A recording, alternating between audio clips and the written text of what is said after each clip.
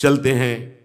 श्रीमद् भागवत महापुराण जो भगवान का साक्षात वांग्मय स्वरूप है, प्रसंग चल रहा है श्री धर्म के मूर्तिमान अवतार विदुर जी महाराज संपूर्ण तीर्थों का भ्रमण करते हुए जब यमुना के पावन पुलिन पर आए तो वहां उद्धव जी को रोते हुए देखा।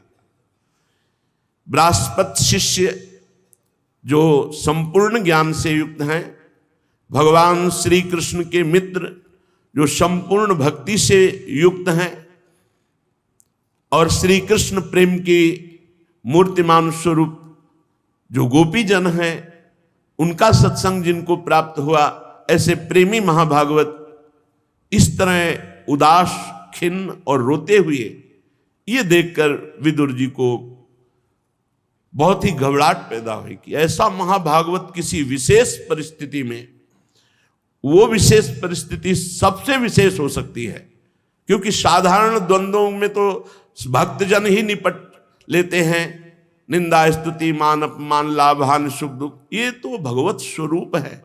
भगवान ने उद्धव जी को कहा है कि उद्धव जी मेरे से अणुमात्र भी कम नहीं है। ऐसे उद्धव जी ने देखा महाभागवत धर्मराज का स्वरूप साक्षात विदुर जी खड़े हुए, हृदय से लगाया। विदुर जी ने कहा, उद्धव जी आपकी स्थिति देख करके हमें बड़ी घबराहट हो रही है, आप बताइए क्या बात है।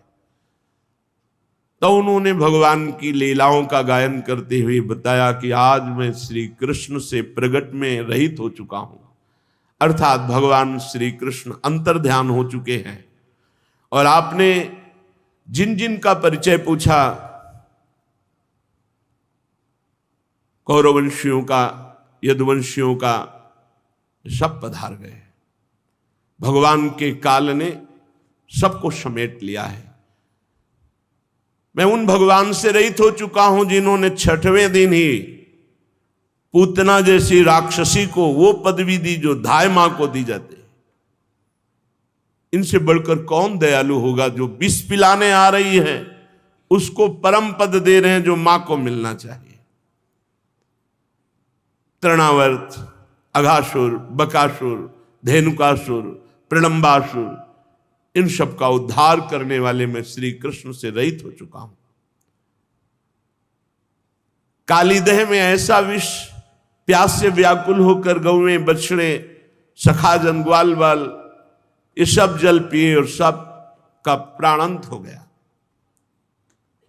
भगवान ने देखा कि अरे तुम मेरे लीला विहार की भूमि को दूषित कर रहा है। अपनी अमृतमयी दृष्टि से एक क्षण में समस्त सखा, ग्वाल बाल, बछड़ा सबको जीवित कर दिया। उनको ऐसा लगा मानो मैं सो के उठा हूं, किसी को यह भान नहीं हुआ कि हमारा शरीर पूरा हो गया था। भारी विष, ऐसा कालीदह का विष था कि ऊपर से अगर पक्षी उड़ जाए तो गिर के मर जाए, ऐसा धुआं उठता रहता था विष का। भगवान उस दह में कूदे, कालिया के मान का मर्दन करके उसको आज्ञा करी, यहां से रमणक द्वीप जाओ, और संपूर्ण कालीदह के जल को विष से रहित अमृतमय कर दिया एक दृष्टि मात्र से। भगवान की अमृतमयी दृष्टि है।